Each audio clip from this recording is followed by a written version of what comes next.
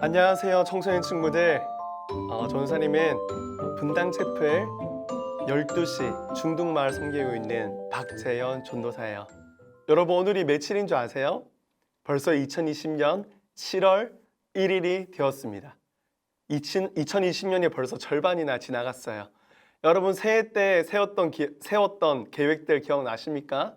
많은 계획들을 세웠을 건데 이제 슬 중간 점검할 때가 되지 않았나 싶습니다. 우리 친구들 중간 점검 잘 하시고, 또 뿐만 아니라 또 새롭게 시작되는 후반기에는 하나님의 말씀 큐티로 또 우리가 또 계획 세워봤으면 좋겠는데요.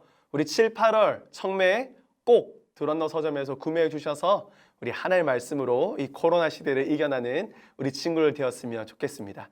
자, 이제 오늘 또 하인나로 큐티를 나눠볼 건데요. 오늘부터 또 새로운 책이 시작되어지죠. 베드로 전서입니다. 전사님은 오늘 베드로 전서 1장 1절부터 12절 말씀을 가지고 여러분과 함께 큐티 나눔 해보려고 해요.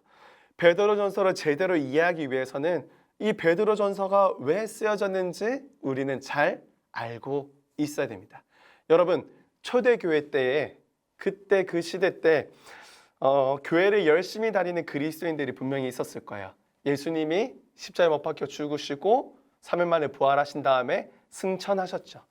승천하시기 전에 그 12 제자들과 많은 사람들에게 했던 말씀이 있습니다. 뭐죠? 내 증인이 되리라. 그렇죠. 그리스도인들은 이 말씀 붙들고 함께 모여서 예배도 드렸고요. 주님의 이름도 높여드리고요. 그리고 더 나아가서 가난한 자들, 또 소외된 자들을 챙기며 예수님의 증인된 인생을 살고 있었습니다. 그런데 여러분, 이 시기 때 로마 제국이 지배하던 시대인데 다른 종교들은 그렇게 큰 핍박을 받지 않았어요. 그런데 유독 심하게 핍박받았던 종교가 있습니다. 그게 무슨 종교인지 아세요? 그래요, 여러분. 바로 기독교입니다. 왜 기독교인들이 이 시기 때 심하게 핍박을 받았을까요? 잘 생각해 보세요. 자, 로마 제국 시대 때 로마 황제는 곧 신이었어요. 그렇기 때문에 로마 제국에 속해 있는 수많은 식민지 백성들도 마찬가지 로마 황제였던 그 황제를 숭배해야 됐다는 거예요. 그런데 성경에는 뭐라고 얘기하고 있습니까? 십계명 제1계명에 나 외에 다른 신을 섬기지 마라. 그렇습니다.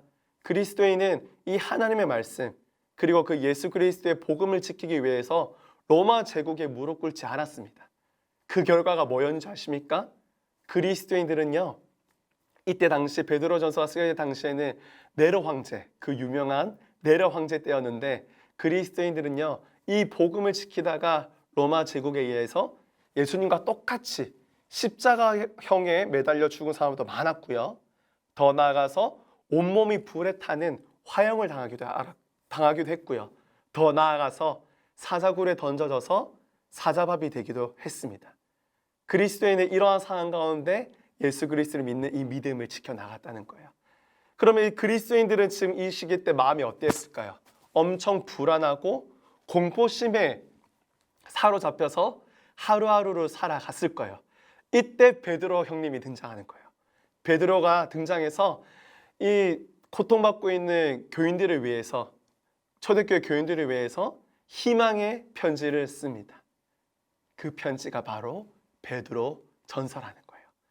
그래서 이 희망의 편지를 쓰는데 이 희망의 편지 1장부터 이 교인들에게 엄청난 말씀을 전하고 있습니다. 이 말씀을 여러분들과 함께 하인나로 풀어봤으면 좋겠습니다. 베드로 전서 1장에 나오는 하나님은 어떠한 분인가? 하나님은 우리에게 참 소망을 허락하시는 분이십니다. 여러분, 베드로전서 1장 첫 시작할 때 베드로가 그 교인들에게 제일 강조하는 게 뭔지 아십니까? 바로 이겁니다. 선택받은 백성이라는 거예요.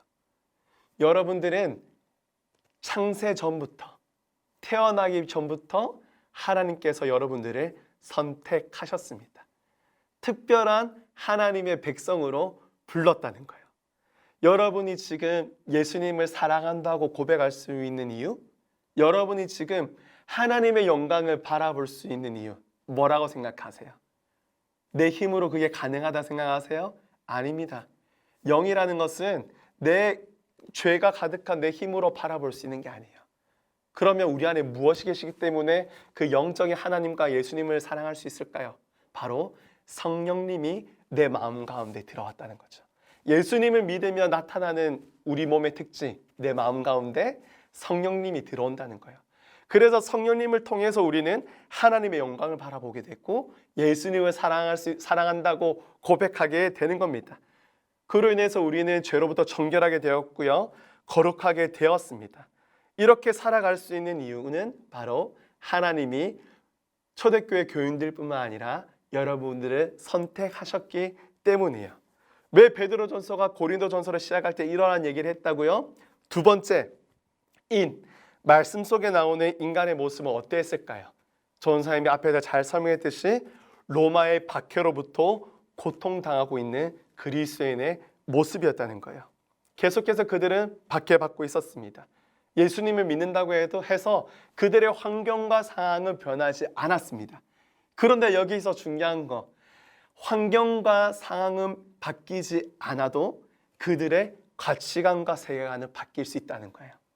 여러분, 세상에 희망을 두면요, 세상은 날 핍박하고 날 조롱하는데 아무 소망 없는 이 세상에 내 가치관과 세계관을 두면요, 우리가 앞으로 살아가는 그 인생은 어둠과 두려움의 연속이라는 거예요.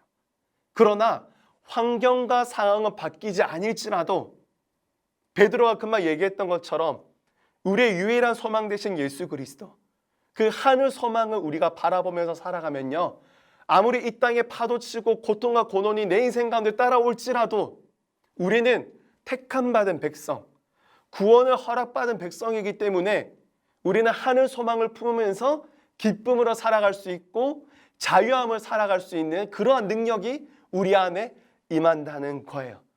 그렇기 때문에 베드로는 계속해서 강조합니다. 유일한 소망 대신 하나님을 바라보십시오. 여러분들 환경과 상황을 바뀌지 않을지라도 영원한 소망 대신 예수 그리스도를 바라보십시오. 이게 오늘 본문 말씀 가운데 선포하는 핵심 말씀입니다. 이 말씀은 오늘날 우리에게 주는 교훈이 너무나도 강하게 있습니다. 마지막 세 번째, 나에게 주는 교훈이 무엇이 있을까요? 바로 이거죠. 어떠한 시련이 다가올지라도 유일한 소망 되시는, 영원한 소망 되시는 예수 그리스도를 붙들며 살아가자는 겁니다. 아멘. 여러분, 기독교는요, 약속의 종교입니다.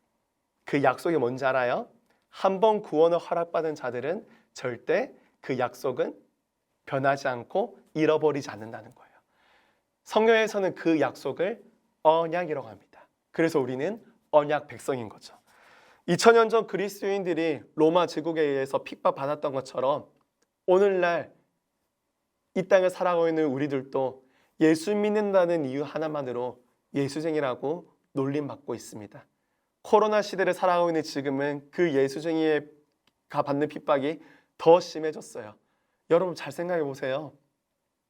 오늘 또 뉴스를 보는데 언론에서는 교회만 또 저격하고 교회만 공격을 하더라고요. 여러분, 지금 점심시간 때 잠깐 나가보면 식당을 가나 뭐 카페를 가나 어디를 가나 사람들 다 마스크 벗고 밥 잘 먹고요, 마스크 벗고 대화 잘 나누고 있어요. 그런데 교회에서는 방역수칙 잘 지키고 거리 유지 잘하면서 마스크 쓰고 주님의 이름을 예배하고 있어요. 그런데 언론에서는 교회만 탄압하고 있습니다. 우리는 이러한 핍박을 받고 있습니다.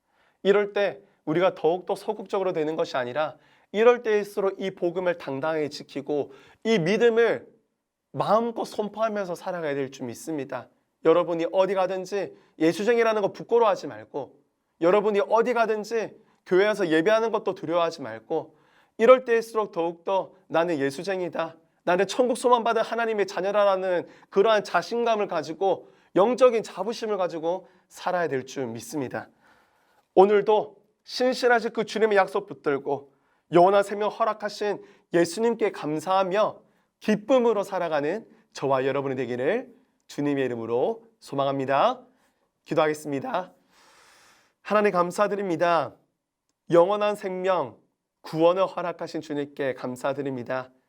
2000년 전 초대 교회 교인들이 로마 제국에 의해서 탄압받았던 것처럼 오늘날에도 참 어떻게 보면 우리 그리스도인들이 언론으로부터 사회로부터 지탄받고 있지 않나 그렇게 생각되어집니다. 지금 이럴 때일수록 우리가 더욱더 소극적인 신앙이 되는 것이 아니라 우리 마음 가운데 담대함을 허락하여 주셔서 정말 우리가 적극적으로 내가 예수쟁이임을 부끄러워하지 아니하고 영적인 자부심으로 주님의 이름을 예배하고 주님의 이름을 찬양하는 그런 진정한 그리스도인 될 수 있도록 우리 삶 가운데 함께하여 주시고 지켜주시옵소서. 땅의 소망, 아무 소망 없는 이 땅을 바라보고 사는 것이 아니라 영원한 소망 되시고 완전한 소망 되시는 천국 소망 품고 살아가기 소망합니다. 그러한 믿음을 저와 우리 아이들에게, 우리 친구들에게 부어주시옵소서. 감사드리며 우리를 구원하시고 지금도 우리와 함께 하시는 예수 그리스도 이름으로 기도드립니다. 아멘.